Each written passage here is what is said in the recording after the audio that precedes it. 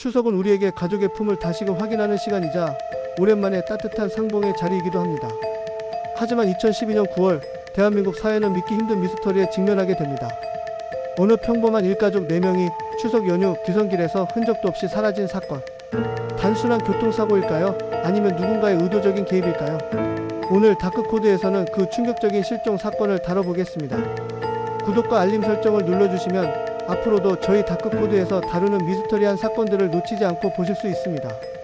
이야기는 2012년 9월 29일 토요일 오전으로 거슬러 올라갑니다. 추석 연휴 첫날 인천에 거주하는 박성호 가명 42세 씨와 그의 아내 이정은 가명 40세 그리고 두 남매 중학교 2학년 아들 박진우 가명 15세와 초등학교 6학년 딸 박지영 가명 13세는 서울 종로구에 있는 박 씨의 본가를 방문했습니다. 전날 늦게까지 장을 보고 준비를 한 가족은 아침 일찍 서울로 향했습니다.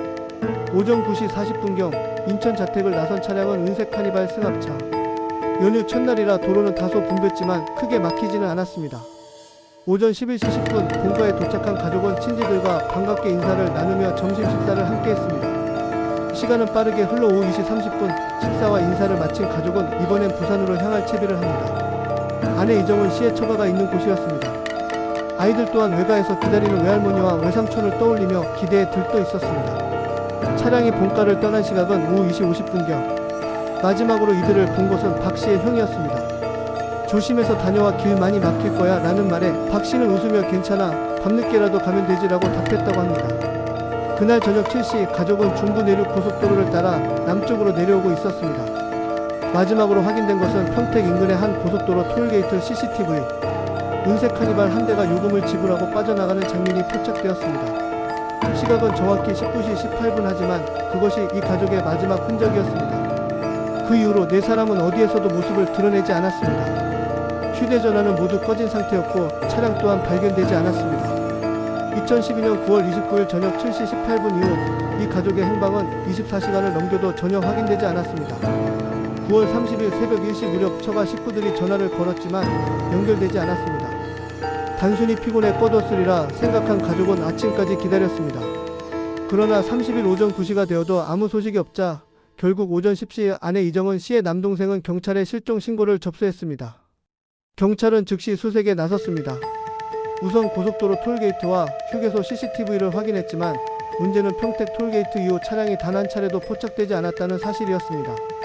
교통카드 사용기록, 주유기록, 휴게소 CCTV 모두 이상 없음으로 돌아왔습니다.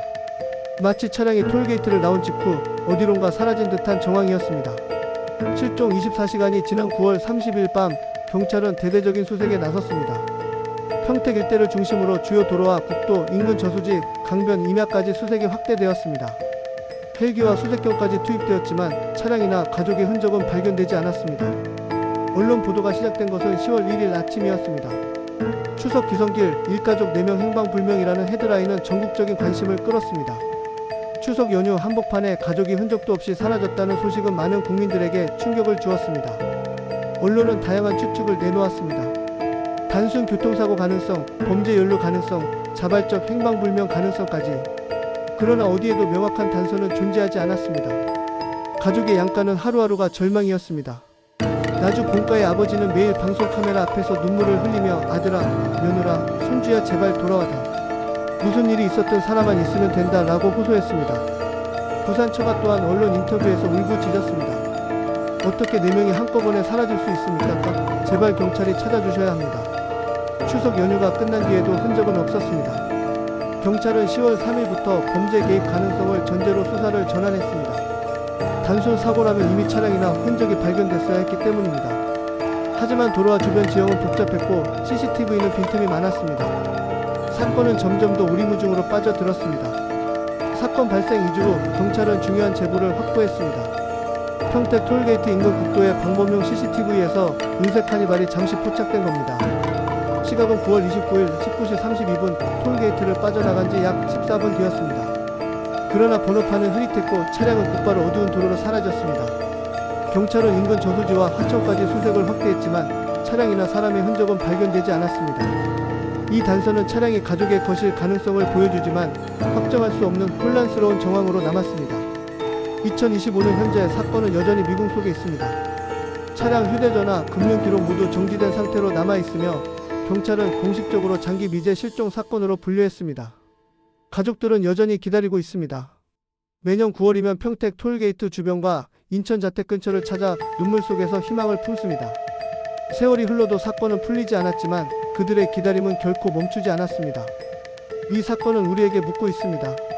만약 평범한 일상이 단 하루 만에 사라진다면 우리는 무엇을 할 수 있을까? 진실은 여전히 어둠 속에 있지만 언젠가 작은 단서라도 밝혀질 수 있습니다. 사건을 기록하고 전하는 이유는 단 하나입니다.